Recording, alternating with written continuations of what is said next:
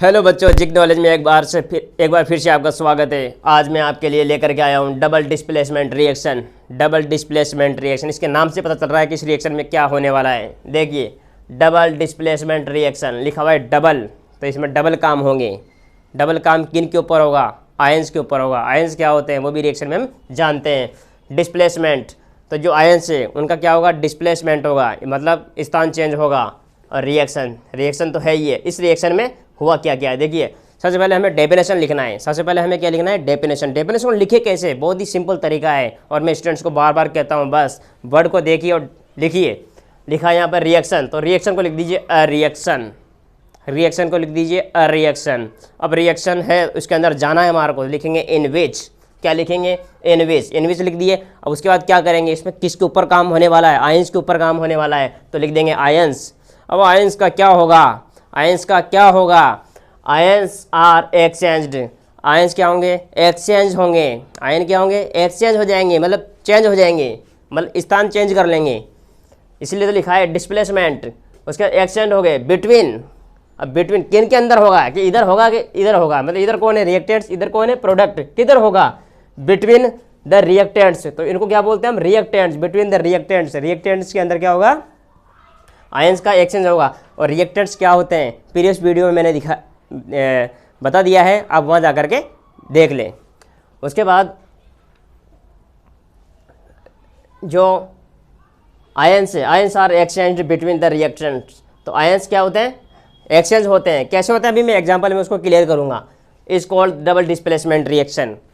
क्या आपको लिखना आया? डबल डिस्प्लेसमेंट की रिएक्शन कैसे लिखना है? सबसे पहले कुछ नहीं करना है, सबसे पहले लिखना है अ रिएक्शन। अब रिएक्शन के अंदर जाना है, लिखेंगे इन विच।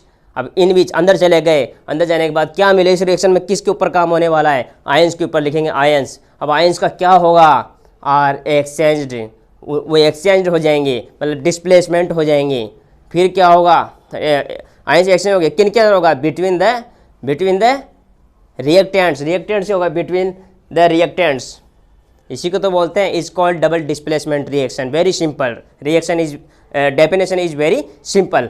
इसके बाद हमें क्या करना है? इसके बाद इस एग्जाम्पल को समझना है। जैसे सोडियम सल्फेट दिया हुआ है, बेरियम क्लोराइड दिया हुआ है। तो यहाँ पर आयंस क्या होते हैं? जिस भी मेटल में, किसी भी एलिमेंट्स के ऊपर अगर चार्ज लग जाए उन्हें हम आयन कहते हैं। जैसे यहाँ सोडियम है, तो आपने सुना होगा सोडियम के ऊपर प्लस चार्ज देखा होगा, क्लोरीन के ऊपर माइनस चार्ज देखा होगा। यही आयन है, जिसके ऊपर चार्ज लग जाए वही आयन है। समझ में आया? तो जैसे यहाँ पर सोडियम के ऊपर कितना चार्ज होता है? +1 होता है। यहाँ 2 लगा है, इसका मतलब यहाँ पर चार्ज कितना हुआ? +2। यहाँ पर SO4, यहाँ पर कितना चार्ज हुआ? यहाँ पर हुआ -2। सिंपल है, अपोजिट है। यहाँ पर Ba क्या हो जाएगा? +2। और आपको चिंता करने की जरूरत नहीं है, प्लस कहाँ लगता है माइनस कहाँ लगता है। देखिए ध्यान से, आपने प्लस सोडियम में देखा था या सल्फेट में देखा है? सोडियम में प्लस देखा होगा, तो सिंपल जी बात है, इसका माइनस होने वाला है। क्योंकि इसमें क्या होता है? एक प्लस वाला होता है, एक माइनस वाला होता है। यहाँ देखिए, ये क्लोरीन का आपने माइनस में देखा होगा, तो ये माइनस, क्लोरीन पे माइनस का साइन होता है, मतलब -1 होता है। तो यहाँ पर क्या कर देंगे? -2, क्योंकि यहाँ पर 2 लगा हुआ है। उसके बाद इसके बाद -2 है, तो इस पर क्या आ जाएगा? +2 आ जाएगा। तो ये आयन में कन्वर्ट हो चुके हैं। अब देखिए इस रिएक्शन में आयंस का एक्सचेंज कैसे हुआ। तो भाई प्लस और जो माइनस होते हैं उनके अंदर एक फोर्स वर्क फंक्शन करता है। उस फोर्स का नाम है अट्रैक्शन फोर्स। तो प्लस और माइनस के बीच क्या होगा? अट्रैक्शन होगा। तो यहाँ पर प्लस ये रहा और माइनस ये रहा, तो इन दोनों के बीच क्या होगा? अट्रैक्शन होगा। ये माइनस वाला, ये प्लस वाला है, इनके बीच में क्या होगा? अट्रैक्शन होगा। अब ये दोनों एक दूसरे को अट्रैक्ट करेंगे, तो क्या बनेगा? Sodium chloride. अगर सल्फेट और ये बेरियम ये एक दूसरे को अट्रैक्ट करेंगे तो क्या बनाएंगे? बेरियम सल्फेट बनाएंगे। जो बेरियम सल्फेट बनाए, इसको, ये एक वाइट प्रेसिपिटेट है। प्रेसिपिटेट क्या होता है? एक सॉल्यूशन होता है। सॉल्यूशन क्या होता है? कोई भी, मतलब जैसे बीकर है, बीकर में कोई, बीकर के अंदर जैसे आपने NaCl प्लस वाटर को मिक्स कर दिया।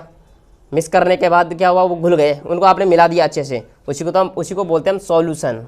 उसे क्या कहते हैं? सॉल्यूशन। तो सॉल्यूशन के अंदर ये तो NaCl तो क्या होगा? इसमें डिजोल्व हो गया, घुल गया आसानी से, तो ये प्रेसिपिटेट नहीं है। लेकिन ऐसे BaSO4 को घोला गया ना, तो वो क्या हुआ? इसमें घुल नहीं पा रहा है, इसमें घुल नहीं पा रहा है। वही प्रिसिपिटेट होता है, और इस प्रिसिपिटेट का जो कलर है वाइट है, इसलिए इसको वाइट प्रिसिपिटेट। और याद रखें आप एग्जाम में आपसे पूछ सकता है कि BaSO4 जो प्रोडक्ट बनता है डबल डिस्प्लेसमेंट रिएक्शन के अंदर, डबल डिस्प्लेसमेंट रिएक्शन के अंदर जो BaSO4 प्रोडक्ट बनता है उसका कलर कैसा होता है, तो वो वाइट प्रिसिपिटेट होता है। आपसे यह भी पूछ सकता है कि जो ये रिएक्शन दी गई है, इस रिएक्शन के अंदर प्रिसिपिटेट कौन सा है, ये भी पूछ सकता है। ऐसे लिखा हुआ नहीं आएगा, ये तो मैंने लिख दिया है, लेकिन आपको पता होना चाहिए BaSO4 इसमें प्रिसिपिटेट बनता है और किस तरह का होता है, वाइट कलर का होता है। ये तो हो गई बात कि डबल डिस्प्लेसमेंट रिएक्शन आपको समझ में आ गई हो गई। अब क्वेश्चन किस तरह से बनते हैं वो आपको, एक तो मैंने आपको प्रिसिपिटेट बता ही दिया है, और आयंस कैसे एक्सचेंज होते हैं आयंस आपको समझ में आ गए होंगे।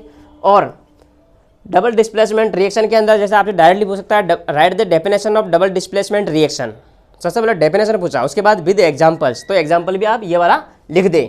जो NCERT बुक में इसमें यही एग्जाम्पल है, और भी एग्जाम्पल्स है ऐसे तो, लेकिन आपकी NCERT बुक है तो मैंने एग्जाम्पल वहाँ से लिया है ताकि आपको अच्छे से समझ में आ जाए। Thank you.